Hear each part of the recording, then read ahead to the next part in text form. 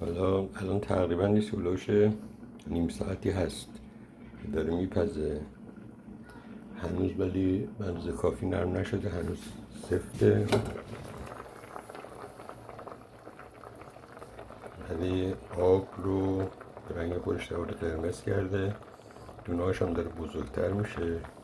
خودش بود ببین.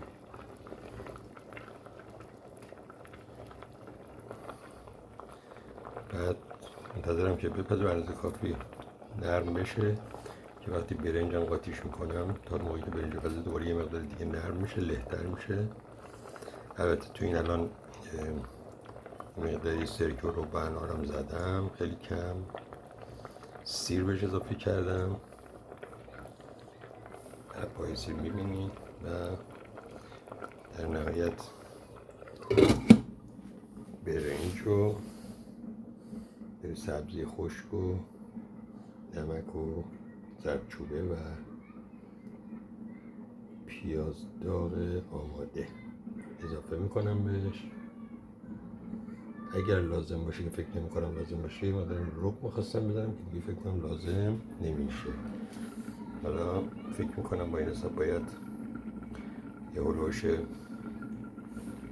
10 دقیقه رو به دیگه صبر کنم تا این اندازه کافی نرم بشه، بعد برنج رو اضافه کنم. سعی میکنم تو 2-3 تا شورت اینو براتون بذارم، شورت ویدیو، چون باید تیکه تیکه بگیرم. دقیقا یه مقداری کمی دیگه بهش آب اضافه کردم. فکر کنم با حساب این تستی که من زدم هلوش همون 10 دقیقه دیگه آماده باشه برای اینکه برنج بهش اضافه کنم. البته نمک اصلا نزدم که اون باعث دیرتر پختنش نشه. حالا الان سعی میکنم بهش نمک اضافه کنم دیگه. به اینجا بعضی کافی میزنم که دیگه به برنج نمک نمیزنم، زیادم شور نشه.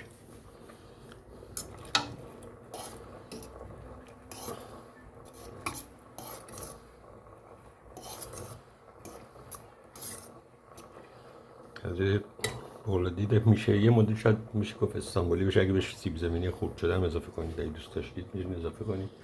حتی میتونید حبوبات دیگه مثل لوبیا سفید یا حتی نخود یا حتی عدس که خب اون رایج تره اضافه کنیم بهش، یا ماش سبز،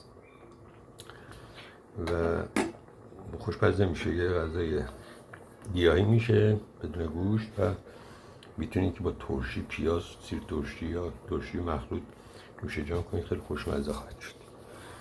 من تو مرحله بعدی دوباره بیشتر توضیح میدم زمانی که خواستم برنج اضافه کنم.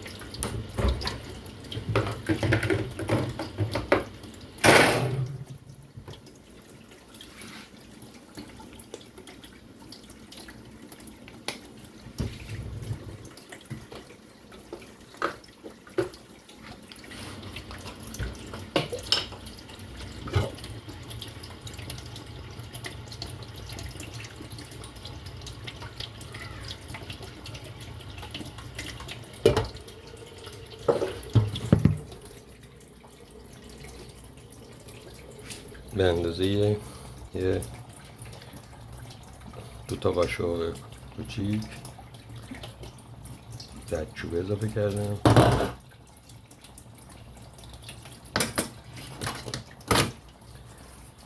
بعد آخرین قلمی که میتونم بهش اضافه کنم پیاز داغ از قبل آماده شدن میکنم، یه مقداری همیش میزنم تا همه عریضش مخلوط بشه بشن.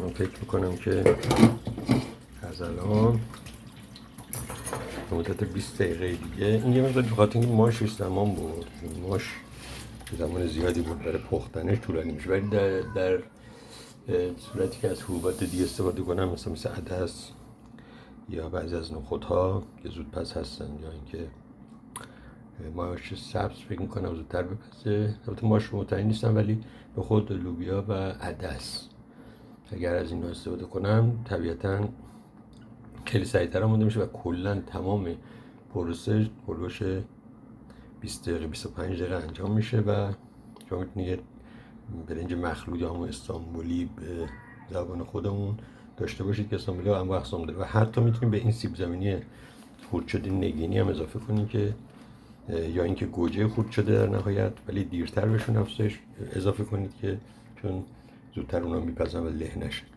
اینجوری هم میتونید استانبولی داشته باشید. این هم استانبولی حبوبات فقط و برنج که میتونه خوشمزه بشه با ترشی